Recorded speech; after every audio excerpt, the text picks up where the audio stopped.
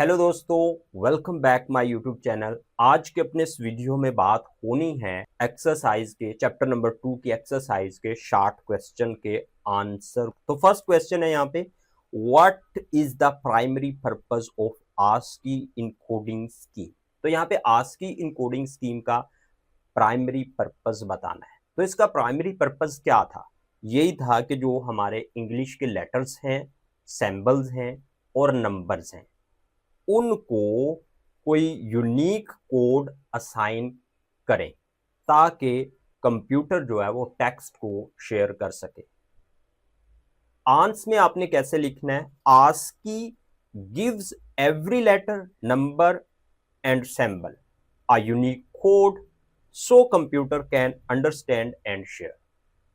अब हम लोग बात करते हैं नेक्स्ट क्वेश्चन की, और वो है explain the difference between ASCII and Unicode.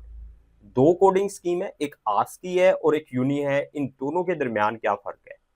ASCII can only handle English letter, numbers and symbols. यानी आस्की सिर्फ इंग्लिश लेटर्स, सिंबल्स और नंबर्स को हैंडल करता था, but Unicode is much bigger and can handle characters from almost every language in the world. लेकिन ASCII जो है दुनिया में जितनी भी लैंग्वेज हैं उनके लेटर्स को कोड देने की एबिलिटी रखता है।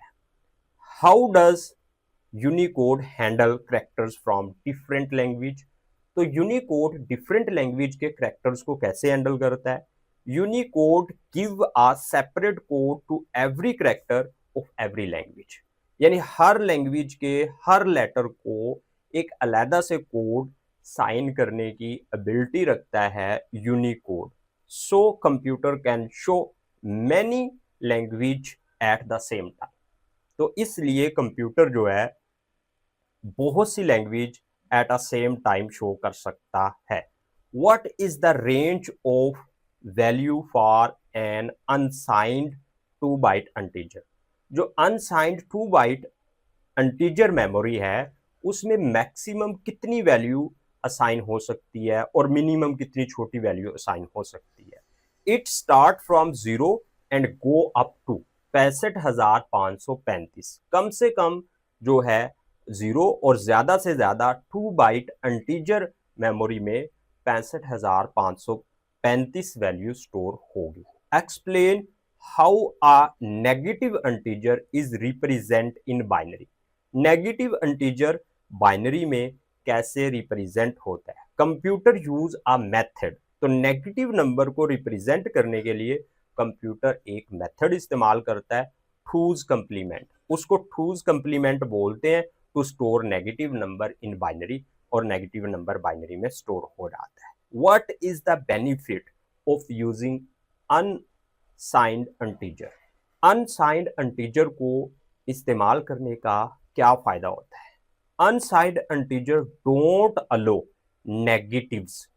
यानी अनसाइंड इंटीजर जो है नेगेटिव कीमत को अलो नहीं करेगा, but they give a bigger range of positive numbers. लेकिन इसमें bigger range of positive numbers की आ जाती है। बात करते हैं क्वेश्चन नंबर 7 की। How does the number of bit effect the range of integer value? तो number of bits integer value की रेंज को कैसे इफेक्ट करती है? The more bit you use, अगर आप लोग मोर बिट यूज कर रहे हो, the bigger the range, bigger range के लिए। For example 8 bit can store, 8 bit में सिर्फ स्टोर करी जा सकती हैं 256 values, but 16 bit can store, अगर आप लोग 16 बिट इस्तेमाल करोगे तो फिर 65,536 तक वैल्यू आप लोग स्टोर कर सकते हैं। बात करते हैं क्वेश्चन नंबर 8 की। Why are whole number commonly used in computing for quantities that can't be negative? तो इसके आंसर में आप लोगों ने लिखना है because some things like counting people or items. यानी हम लोग काउंटिंग करते हैं पीपल्स की या चीजों की, कैन नेवर बी नेगेटिव, तो वो नेगेटिव नहीं हो सकती। Whole number are also easier and save money.